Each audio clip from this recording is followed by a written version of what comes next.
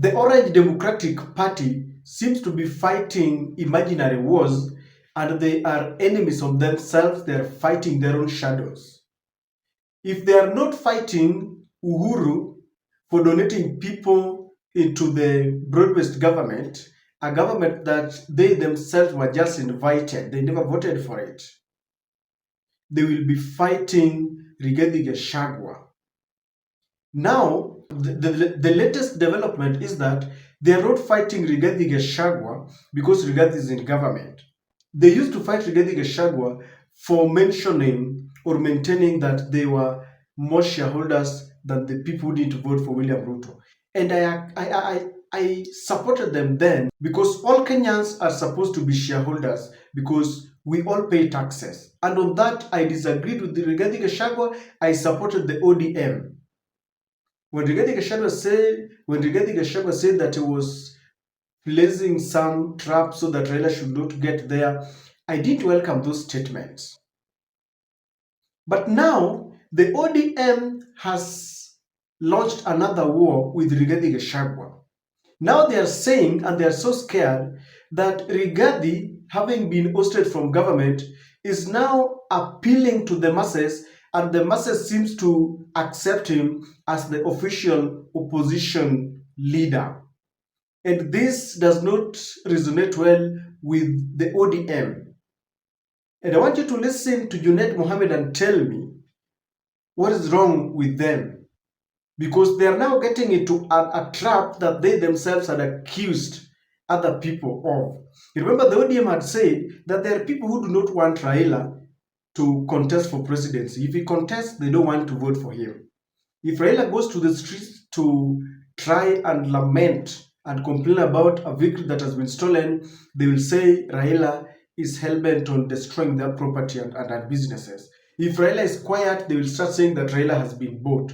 If Raila wants to go away from the Kenyan politics and he goes to the AU, they don't want that. So they just don't want everything about Raila. Now the ODM is getting into this trap.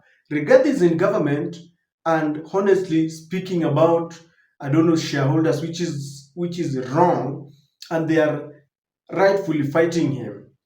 Rigathi is impeached, and they were at the front line, they were at the forefront in ensuring that Rigathi was impeached. Now that Rigathi is quiet, they say he has been defeated, he has coiled his tail.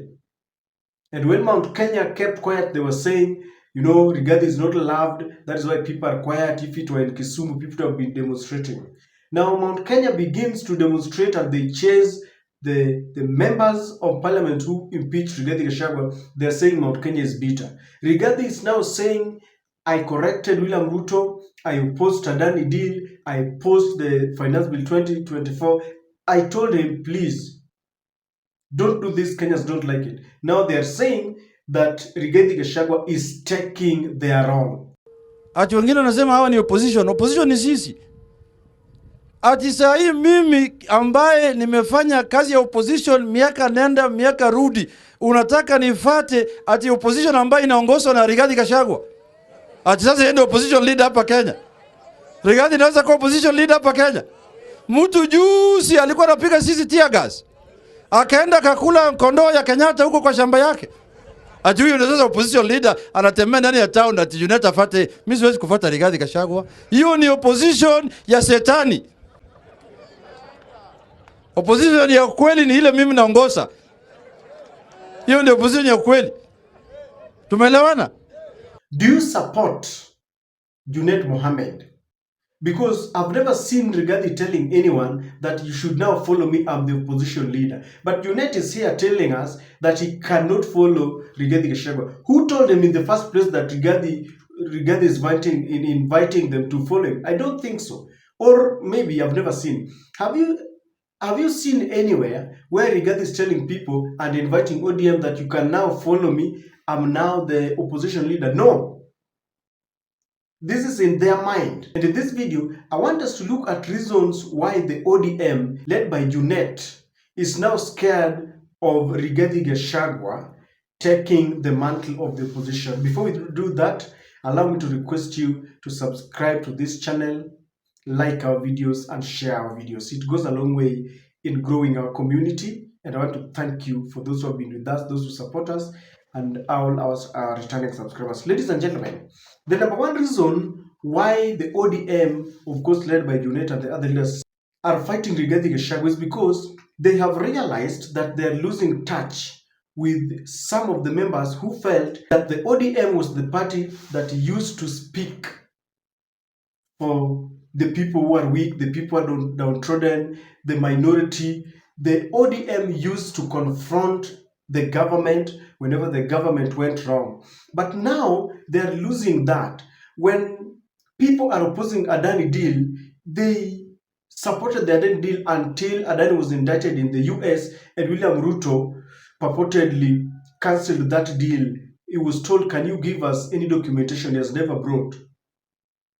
They've been supporting. The other day, it was Junet Mohammed himself who was telling us that this idea of consulting Kenyans in public participation is derailing Ruto's development agenda, and therefore he should go ahead as a dictator and implement all these projects without asking people. So they've realized that Rigathi is taking people. There are people now looking at Rigathi because Rigathi is saying, I disagreed with William Ruto, and that is why he kicked me out of the government. I used to confront him at the cabinet level, and I used to tell him, Kenyans do not want this. So they are scared. Number two, the position of the minority leader is a prestigious position. It comes with the privileges. And so if they relinquish this position and tell the people that they're now in government, they will face the wrath of the people. Number two, they will lose the seat of the minority leader. Remember, the government side has the majority leader.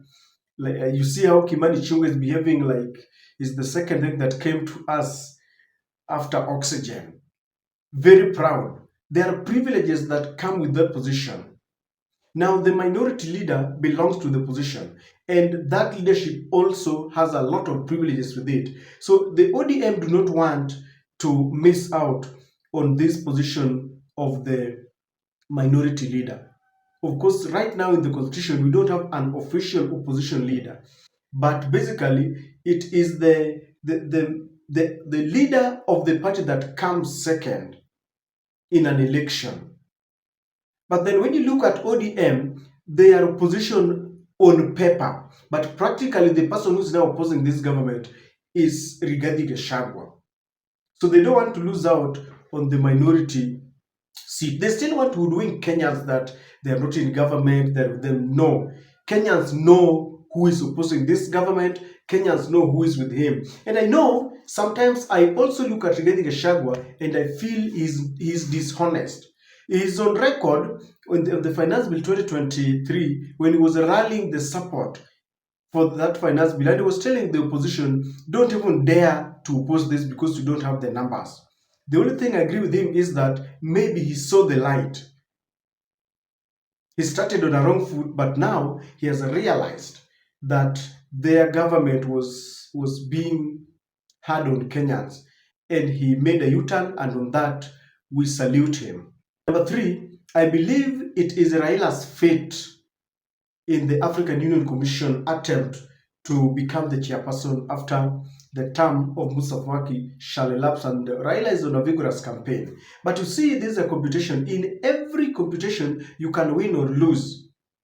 And I believe the ODM understands that if they take away this position and relinquish it to someone else, and Raila comes back, maybe if he does not win that seat. Raila is a politician. It is in his blood.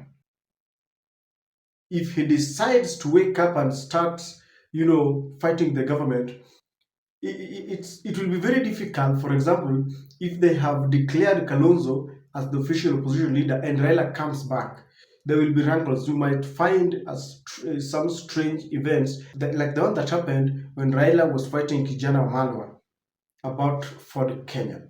The good thing about Raila is that Raila does not have people who love the party. Raila have people who follow him.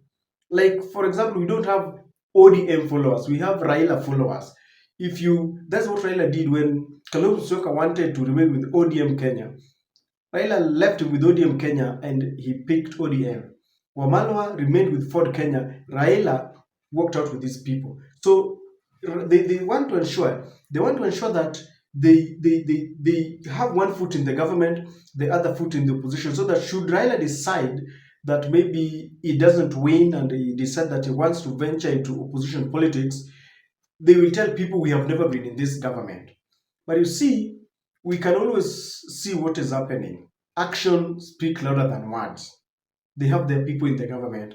How can you oppose the very, very people who you donated and they are now helping the government? The last one is, according to the National Dialogue Report, the NADCO, that was formed between Ruto and Raila's party or coalition, there is a provision for the formation of the office of the official opposition leader. Now, if this office is formed, just like I'm saying, if Raila does not win the AU seat and he comes back, and I want you to imagine that now, let's say Kalonzo is the leader of the opposition leader, to them it will not resonate with well because they feel, apart from the presidency, Raila should come second because Raila is an institution. That is a fact. You like it or not, Raila still commands a big following. He lost quite a chunk of it when he supported William Ruto during the Gen Z protest, but he still has a following. So with that office, they still believe that they need to get it. Because if they lose all this, there is that political parties fund that they still want to maintain, and that's why they still want to strengthen ODM and remain one of the strongest political parties. But this war that they have now renewed with Gachagua, Rigathi has not told anyone that he wants them to follow him. Rigathi is simply standing with Kenyans and asking questions. Stop demolitions. Stop a done deal. Stop all these taxes. Whether he supported them then, now he has seen the light. Just the same way Raila has fought for this nation. You like it or not, Raila has fought for this nation. He gave us a new constitution. He has been detained. He was there during the second liberation. Of course, he was not alone. But you cannot take away that from him just because you feel he betrayed people maybe during the Gen Z protest. So it's the same thing. Rigathi supported the cruel government. Now he has made a U-turn. He has abandoned because he was ousted. And so, ladies and gentlemen, I don't support this war.